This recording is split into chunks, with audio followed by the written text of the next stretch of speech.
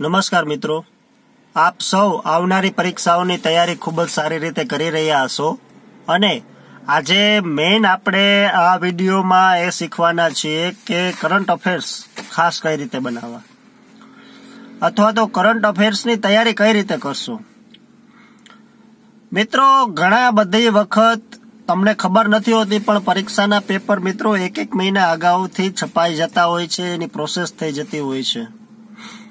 એટલે જે તાજેતરની ઘટનાઓમાં તમે બનાવો, જો વાંચતા હો તો જે મહિનામાં પરીક્ષા છે એ મહિનામાંથી કરંટ અફેર્સના પ્રશ્નો પૂછાવાની શક્યતા 90% જેટલી ઓછી થઈ જતી હોય છે.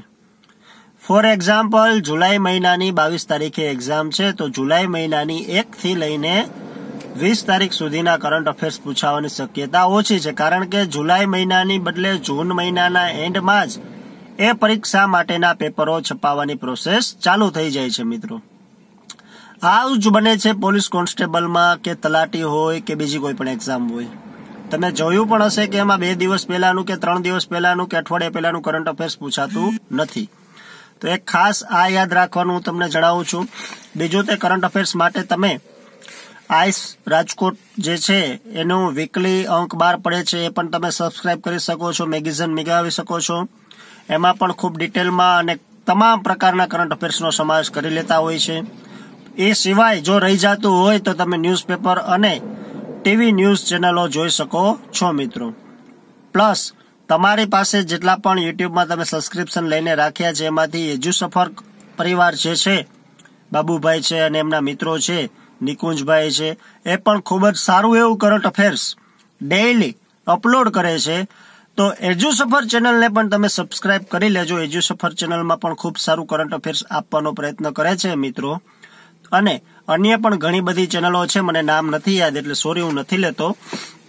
હા, ગુજરાતી ટિપ્સ ચેનલ છે, એમાં પણ કરંટ અફેર્સ આપે છે. પ્લસ તમે ન્યૂઝ છે, મેગેઝિન્સ છે, પછી આઈસનું કરંટ અફેર્સ તમારે પીડીએફ ફાઇલમાં જોતું હોય તો એ પણ મળી જાય છે. પ્લસ અન્ય યુટ્યુબમાં વિડીયો પણ તમે જોઈ શકો છો કરંટ અફેર્સના. પણ ખાસ યાદ રાખજો કે પરીક્ષાના મહિનાનું કરંટ અફેર્સ ઓછું પૂછાય છે. મિનિમમ 6 થી 8 મહિના જૂનું, પરીક્ષાના 6 થી 8 મહિના પહેલાનું કરંટ અફેર્સ તમે વાંચજો, એમાંથી પ્રશ્નો પૂછાશે.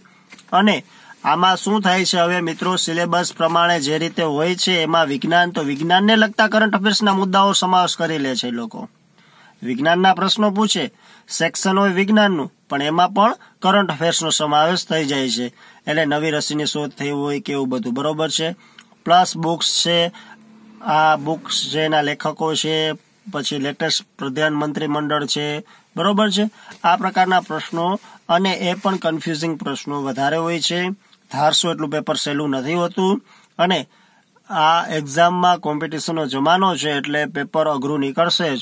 એટલે પૂરેપૂરા મહેનત સાથે અને તૈયારી સાથે એક્ઝામ દેવા જાજો, એવું હું સીએન લર્ન ચેનલમાંથી ડીની સિર્ફ આપ સમક્ષ રજૂ કરું છું.